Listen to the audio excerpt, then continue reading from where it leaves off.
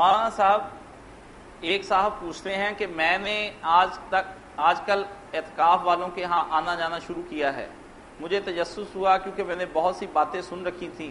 میں نے وہاں جو مشاہدہ کیا اس میں سگریٹ پینا، ہنسی مذاق کرنا، نوجوانوں کا رات کو باہر چلے جانا اور سینما بینی کر کے واپس آ جانا، اکٹھے ہو کر کھانا کھانا اور اس میں گپیں ہانکنا، یہ تمام اعمال آج کل اعتکاف میں ہو رہے ہیں. مجھے بتائیے کیا یہ اعمال ان کی اجازت شرع شریف نے دی ہے اور اعتکاف کی روح کیا ہے؟ دوسرا اس میں یہ بھی بتا دیں کہ اعتکاف میں کیا کیا اعمال کیے جائیں جو اعتکاف مقبول ہو جائے. یہ جو کچھ بتایا نا کہ یہ لوگ کرتے ہیں، ان سے میری یہی التجا ہے کہ خدا کے لیے یہ مسجدوں کو چھوڑ کر اپنے گھروں میں جا کر آرام کریں. یہ گپے ہانکنا اور سینمے دیکھنے اور سگریٹ پینا، کیوں یہ بدکاری کا کام مسجد میں کرتے ہیں؟ چھوڑ، ایسے اعتکاف کا کیا فائدہ؟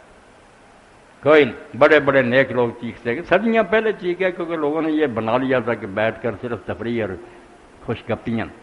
تو یہی لکھا ہوا ابن قیم بھی لکھتے کہ کیا فائدہ یار، یہ اعتکاف تو یہی تھا کہ آپ ایک کمرے میں بیٹھے سمجھتے قبر میں ہوں، کوئی نہیں میرے پاس، بس میں ہوں میرا اللہ. عمل جو کرنے وہی قرآن مجید پڑھیں، نفل نمازیں پڑھیں، درود شریف استغفار، سو بھی رہیں تو کوئی بات.